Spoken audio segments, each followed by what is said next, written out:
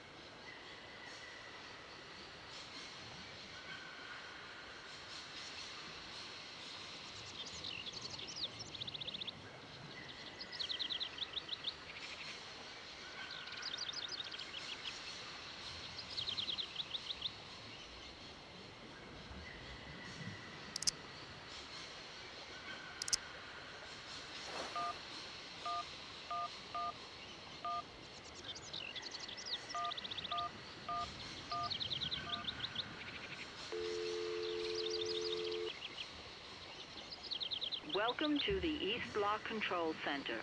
To start, press the number sign.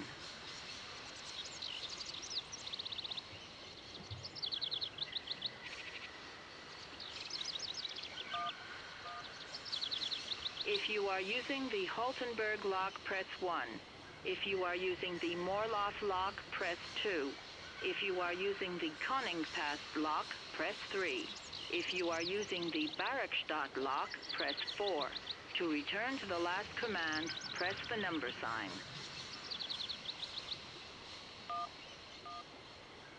If you want to raise the water level, press 1. If you want to lower the water level, press 2. To return to the last command, press the number sign. You want to lower the water level in the Barrackstadt lock? To confirm your choice, press star. To return to the previous command, press the number sign.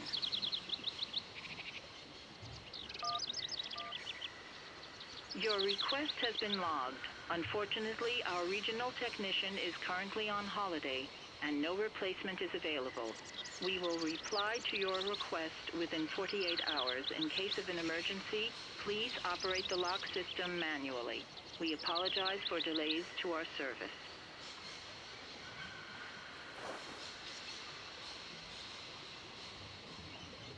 That looks broken.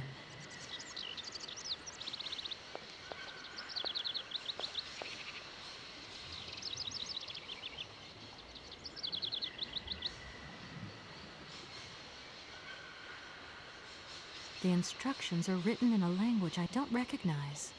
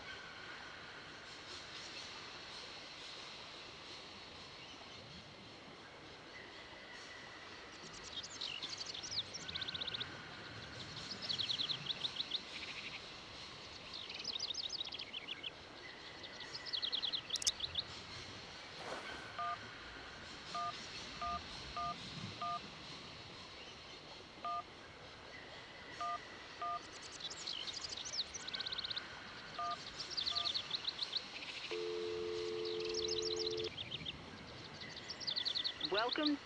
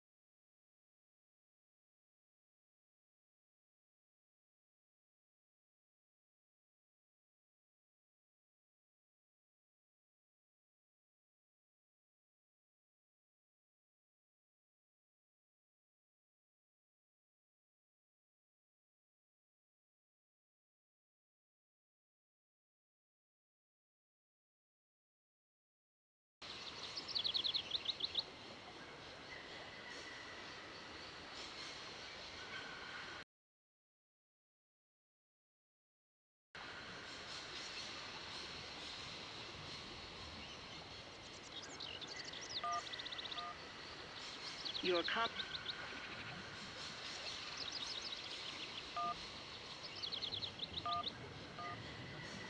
If you are using the Haltenberg lock, press 1.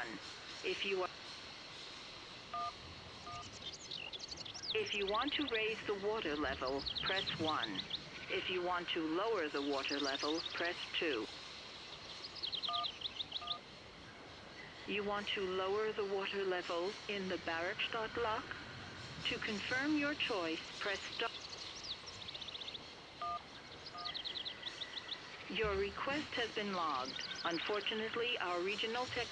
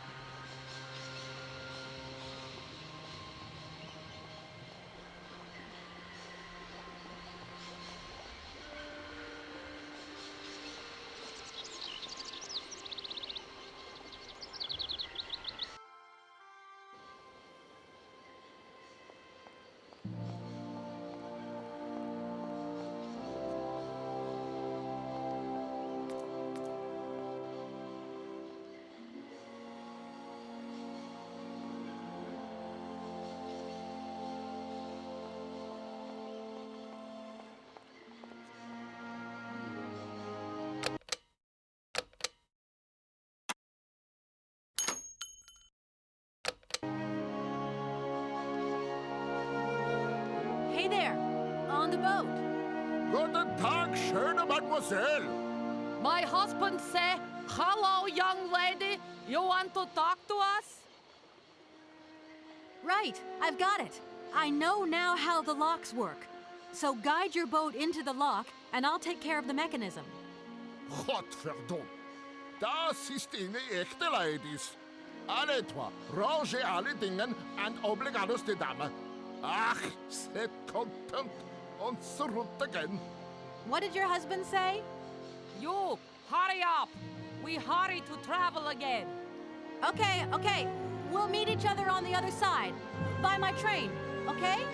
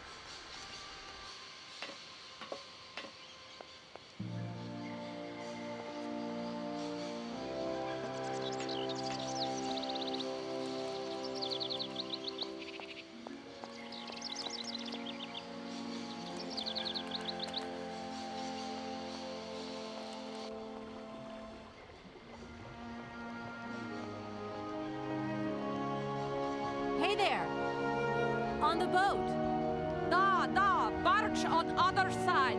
You still need us? It must be really neat to travel by river. Oh, Excuse me? My husband say, Sure. What do we do now to tie my train to the barge? Mademoiselle Takatak, Loco Coco Mitchen. What did your husband say? you attach chain to train and chain put train with barge. Hop, catch us up.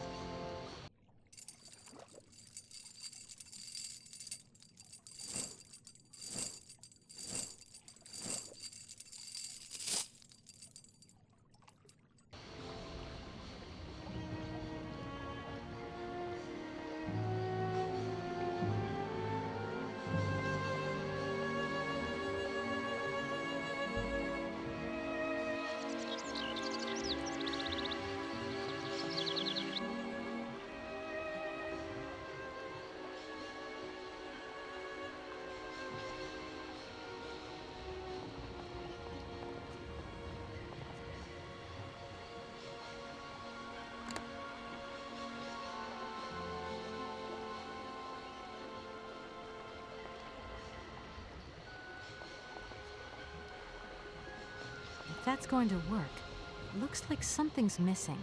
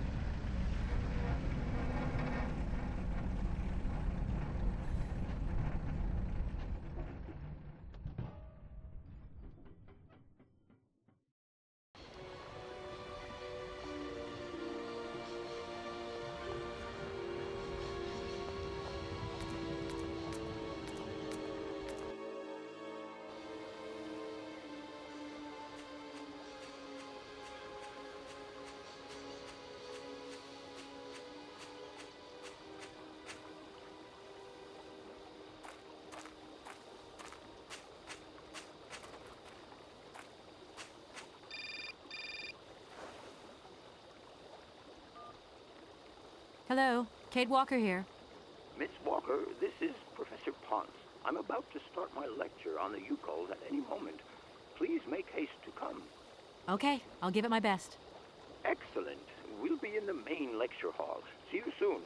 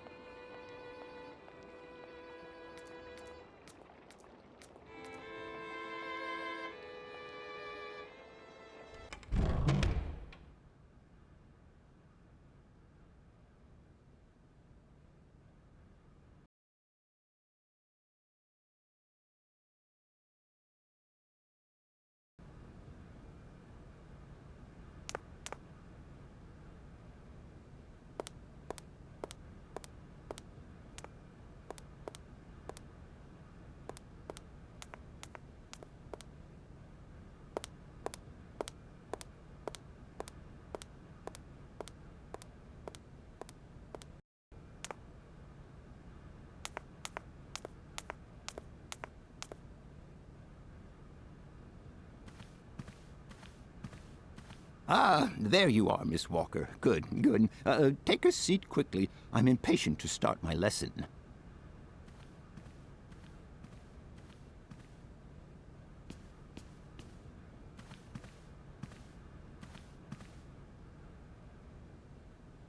My young friends, a very exciting discovery, unimaginable up until only a few hours ago, has come into my hands and has finally allowed me to complete my study on the mysterious Yukol people. Lights, please.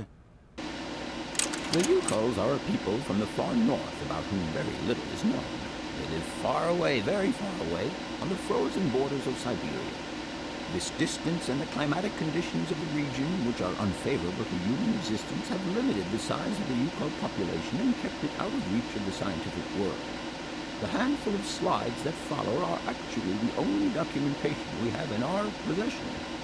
It was a Russian explorer who made these drawings and took these photographs 100 or so years ago. Today, we owe what we know about the Yukol people and their culture to him. We know that the origins of the Yukols date back to the last ice age. But curiously, evidence of their presence has been found in Western Europe, and more precisely in the prehistoric caves at the heart of the Alps.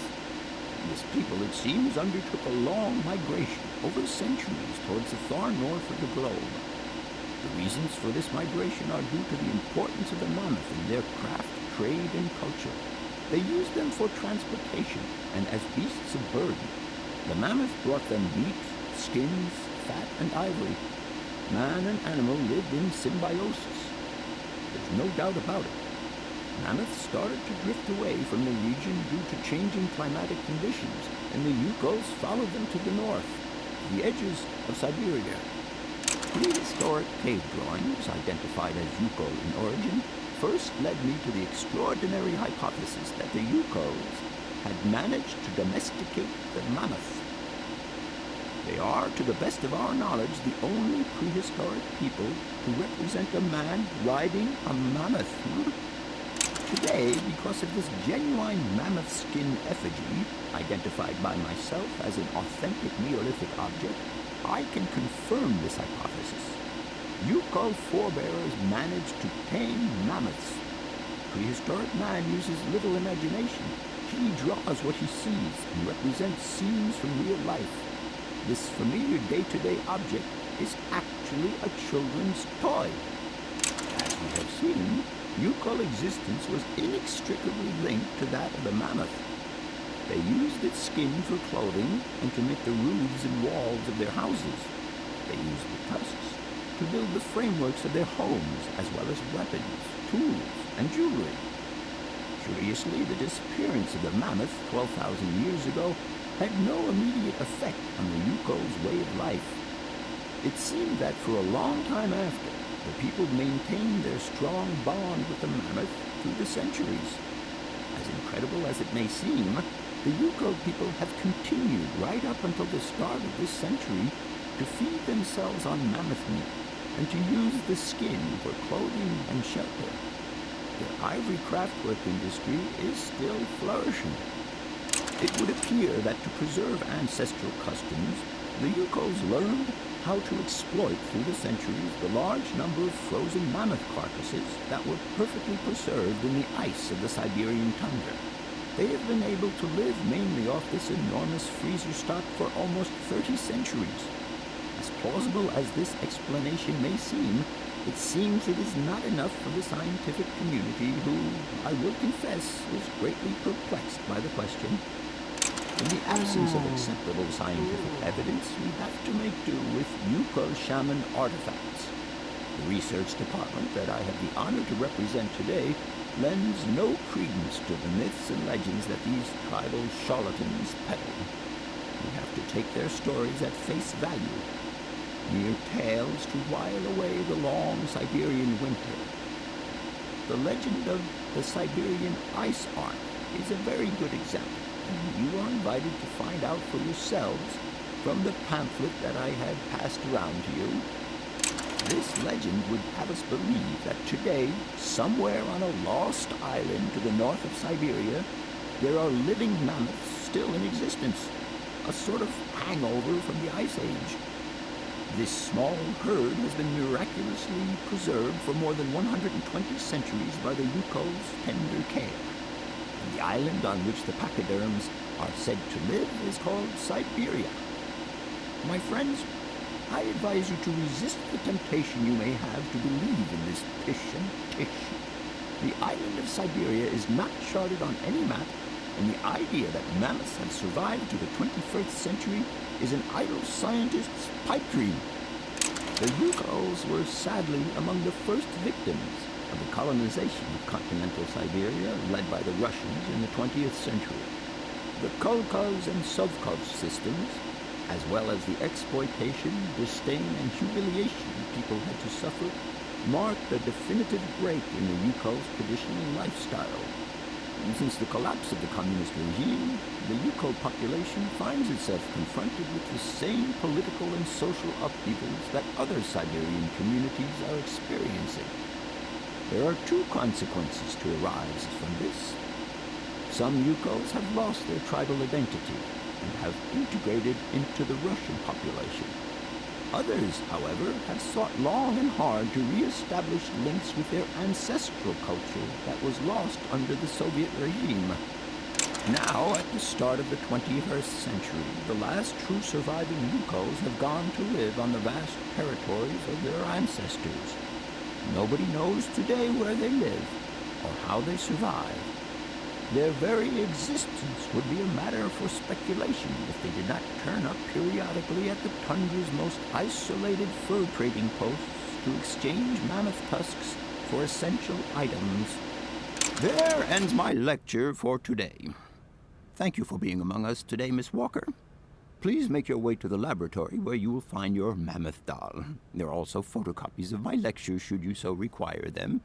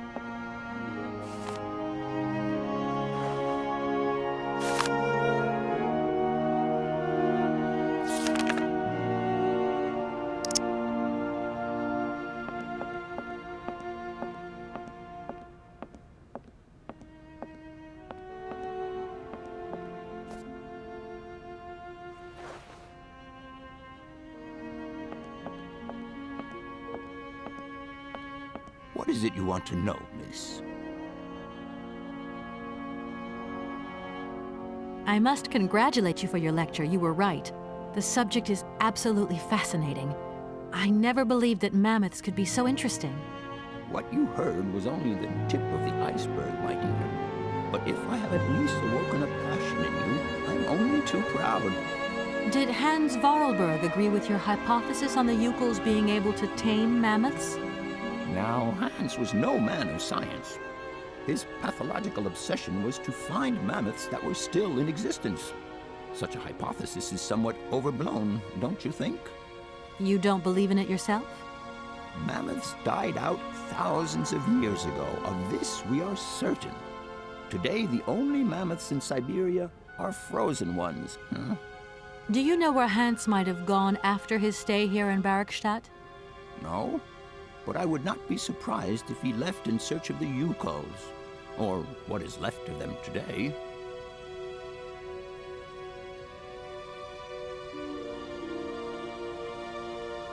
what would you say about seeing Hans Vorarlberg again? After all, you could come with me and help me find him. Young lady, you are very kind. I'll leave you in peace.